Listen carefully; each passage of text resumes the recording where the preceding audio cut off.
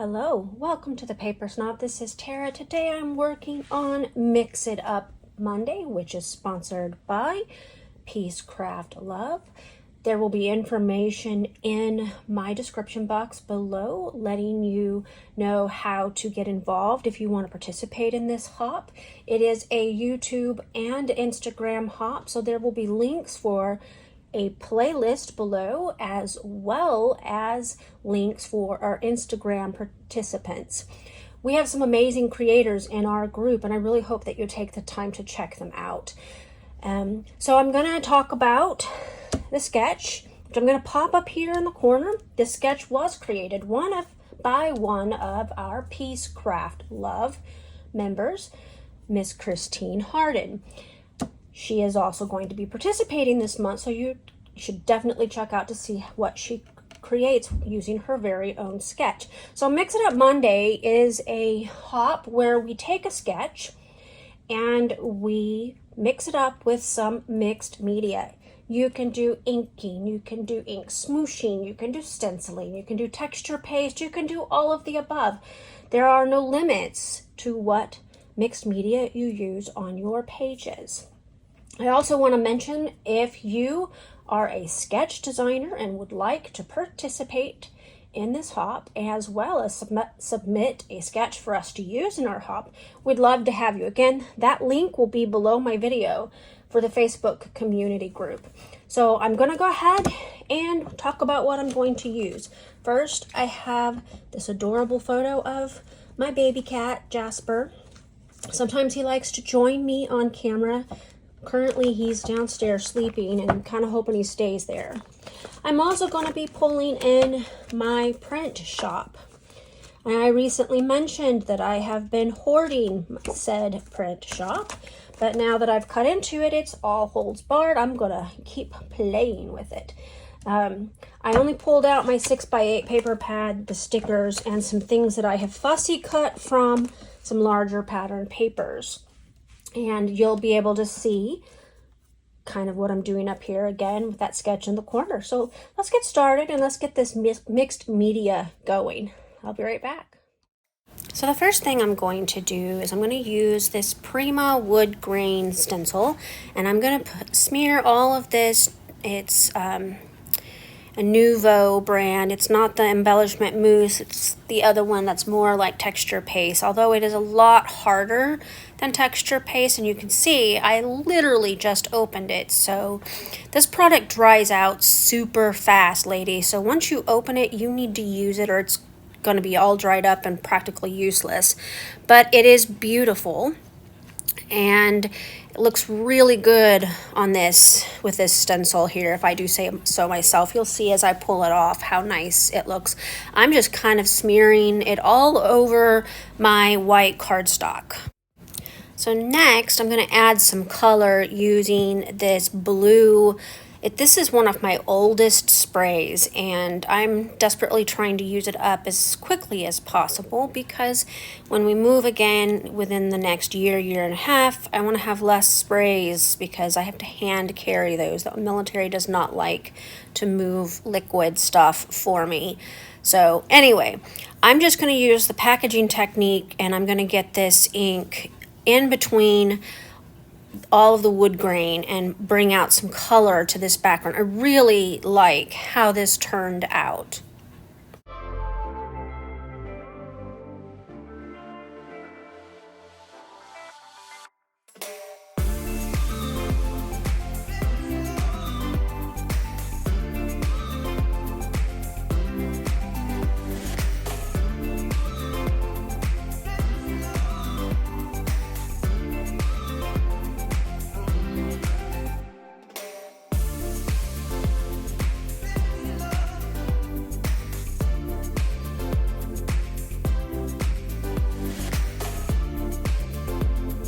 Now that I've cleaned up the spray from my packaging technique, I'm going to bring in my Uncharted Mariner Distress Oxide, and I'm going to go ahead and I'm going to put splatters all over this background.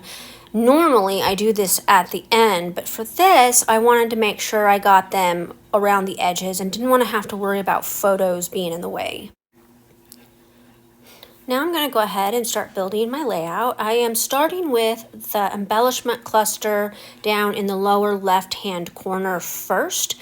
I'm doing it this way because I don't know for sure how much room I'm going to need for that photo and the embellishment clusters and title that goes with it. And so I want to make sure that I get this low enough down on the page so that I have plenty of room to build the bigger cluster. So I'm going to go ahead and trim off this banner piece, and then I'm going to use hearts, not butterflies on my layout. So I'm kind of mixing it up a little bit with the butterflies. And I forgot to mention the reason why I chose the wood grain stencil for this background is because in the sketch, you will notice that Christine made the background a wood grain, and I was kind of given a nod to that.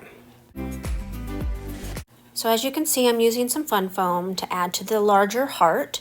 I'm going to go ahead and glue that down because I'm pretty sure I know where I want it to go. And then I'm going to add the other two hearts by tucking the red one underneath the one that I just popped up. And then I'm going to pop up the last one, the third one, with more fun foam.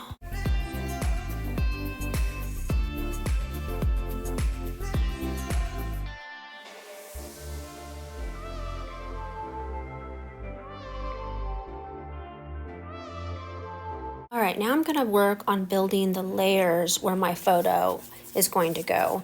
Now I'm using some scraps mostly from my 6x8 paper pad, and this floral banner isn't actually long enough, but you will note I cut a second piece, and I'm using that to lengthen it to make it look like it goes the full length underneath my photo mat when in fact it doesn't.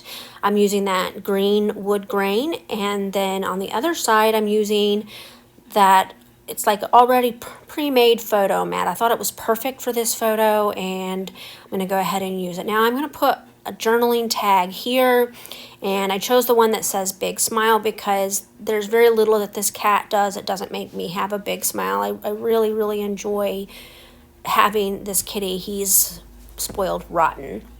So on the sketch, she had butterflies floating out of that top right hand corner, and I've already mentioned I'm using hearts, so I fussy cut all of those little bitty hearts from a piece of patterned paper in this collection, and I've been keeping them in a Ziploc bag so that I can pull them out and use them as needed.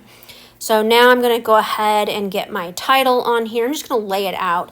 And in fact, I do have to move it in the end because it doesn't fit where I stuck it, but I will do that later. Right now I'm just getting the title down, and it says love bug because he's a little love bug in the evening. During the day, not so much, but at night he is a lovey-dovey kitty.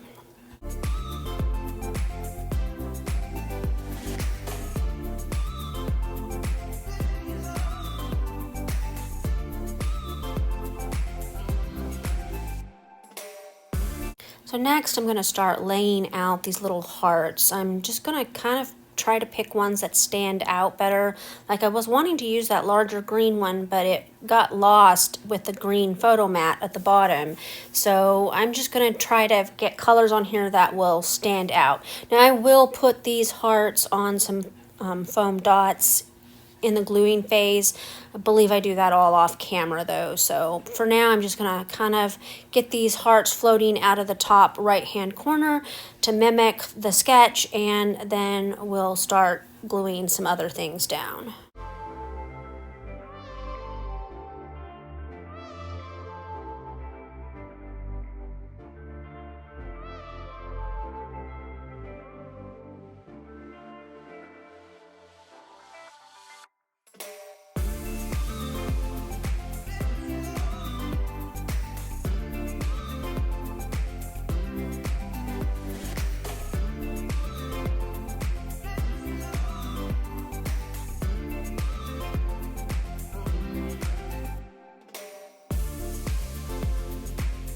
I'm also going to add some twine to my tag top.